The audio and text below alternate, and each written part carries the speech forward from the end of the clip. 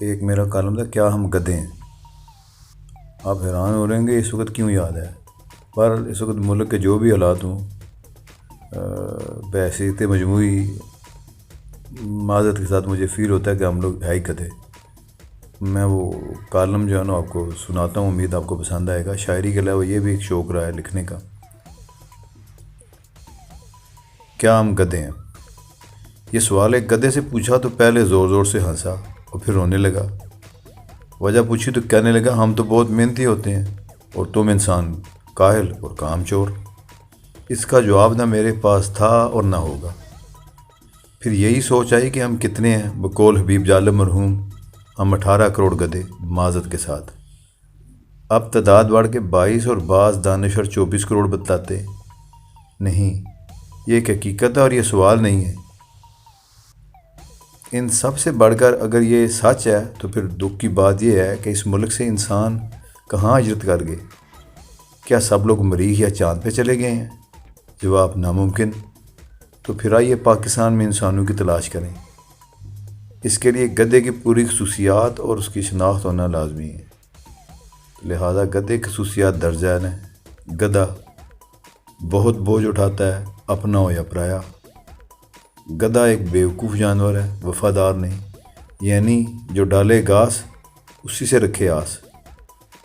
گدھا لات مارتا ہے جب اس کے پیچھے سے گزریں، کیونکہ گدھے کے سینگ نہیں ہوتے، کاش ہوتے.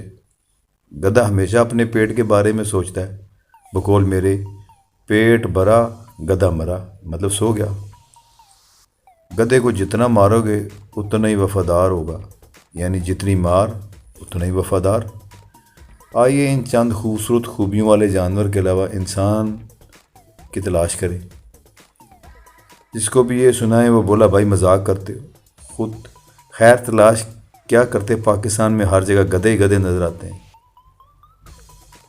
ہم گدھوں پہ لاددار ٹیکسوں کا بوجھ ڈالا گیا، ہم چپ اور کچھ نہ کیا. جو بھی گھاس ڈالتا رہا اس کے گن گاتے رہے. ایک باری پھر آوے آوے زندہ باد مرد آباد.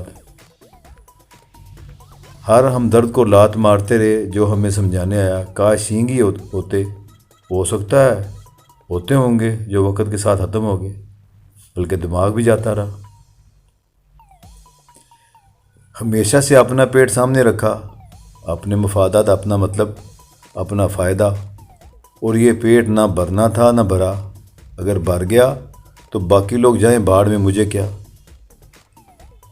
جو آیا اس نے ہماری وہ درگت بنائی کہ اللہ توبہ. اب جس نے ہمیں زیادہ رگڑا دیا آج تک جاہل عوام اس کے گنگار ہیں. وگرنہ کوئی تو بیچارہ چینی چارہ نے مہنگی ہونے پہ ہی کتا کہلایا اور کوئی پیاز مہنگا ہونے پہ مرد الزام ٹھہرایا گیا. ان سب ثبوتوں کی بنیاد پہ یہ سوال کہ کیا ہم گدھے ہیں اب سچا ہوتا دکھائی دے رہا ہے. اس کا واحد علاج یہ ہے کہ ہم سب گدھے واپس انسان بن جائیں. وہ تعلیم جس سے شعور آئے گا اور اپنا برا بلا تمیز کرنے کی صلاحیت پیدا ہو جائے گی. ایک بات جس کا ڈر آج بھی ہے، اس کا ذکر شیخ سعدی مرحوم کر گئے تھے کہ گدھے پہ جتنی بھی کتابیں لاد دو وہ گدھا ہی رہتا ہے. خیر امید نہیں چھوڑنی چاہیے. ان گدھوں کی تعلیم کا بندوبست کرنا چاہیے.